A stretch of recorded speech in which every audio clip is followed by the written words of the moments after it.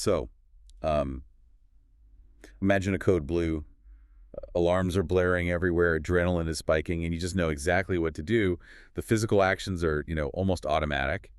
But then, what happens an hour later in the break room when your own mind starts sounding an alarm, telling you that you aren't competent enough to be here?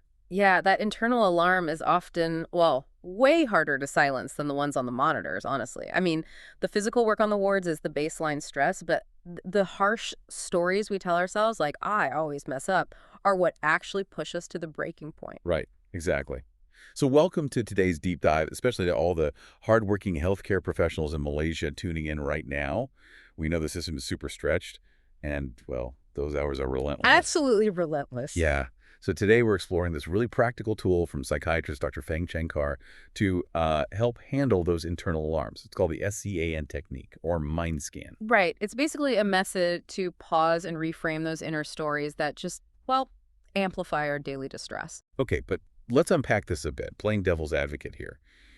In a really fast-paced government clinic or a crowded emergency department, you don't exactly have time to sit and, analyze your feelings. Sure. Yeah. I mean, when there's a backlog of 50 patients waiting, shouldn't you just sort of suppress the negativity and power through just to get the job done? Well, trying to suppress those negative thoughts is a lot like trying to hold a beach ball underwater while doing your ward rounds. Oh, beach ball underwater. I like that visual. Right. Because it takes immense energy, your arms get exhausted, and eventually it's just going to explode to the surface at the worst possible time. Or, think of it like a traffic jam in your head. Ignoring it just creates a bigger pileup, totally clouding your clinical judgment. That makes a lot of sense, actually.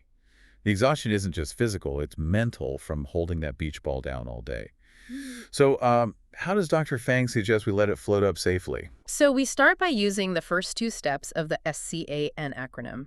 The first is S, which stands for spot the thought. You really need to catch the exact sentence running through your head. Wait, so not just a vague feeling of anxiety, like you need the specific words, like the senior medical officer thinks I'm useless. Precisely. You nail down the exact words, and Hmm. once you have them, you move to C, which is check the thought. Check the thought. Okay, how do we do that? You ask yourself, is this an undeniable fact? Or is it a fear? Maybe just an assumption. Basically, you start treating the thought like a piece of clinical data you're analyzing rather than some absolute truth. Ah, I see. But spotting a thought and checking it doesn't just magically neutralize it, right? Like if I realize I'm thinking I'm a failure, I'm still kind of stuck with that thought circling the drain. Yeah, and that brings us to A and N. So A is ask if it is helpful. And notice we aren't asking, is this a happy thought? Because that would just be toxic positivity. Exactly. We're asking, does this thought help me act wisely for my next patient? And usually, no. I mean, beating yourself up rarely makes you a better caregiver. No, it really doesn't. So what is the M? It stands for nurture, a wiser, more balanced thought. Dr. Fang gives a really great example of a GP dealing with a demanding patient's family. Oh man, that happens all the time. Right. So the consultation goes poorly, and the GP spirals into thinking, I'm a bad doctor. The technique to nurture a better thought here relies on this brilliant tactic called cognitive diffusion. Diffusion, like diffusing a bomb. Very similar, yeah. See, when you say, I'm a bad doctor, your brain registers it as a permanent identity. You are fused with the thought. Wow, yeah, you become the thought. Exactly. So diffusing it means just adding a little phrase. You say, I am noticing the thought that I am a bad doctor. Oh, wow. Just adding, I am noticing the thought that changes the whole framing. You really step back from it. It does. It forces the logical part of your brain to step in. You become the observer of the thought rather than the victim of it. It creates instant breathing room. That is incredibly powerful. So pulling this all together for everyone listening on their commute or maybe between shifts, it really comes down to three main messages. First, your thoughts are just mental habits, not absolute facts. Spot on. And second, applying that SCAN technique creates this vital pause between a stressful trigger and your reaction. Spot it, check it, ask if it helps, and nurture a wiser thought. Right.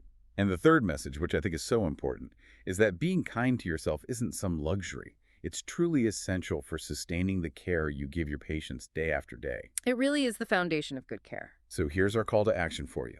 On your very next shift, when you feel overwhelmed, just try the S in SCAN. Spot the exact sentence your mind is telling you.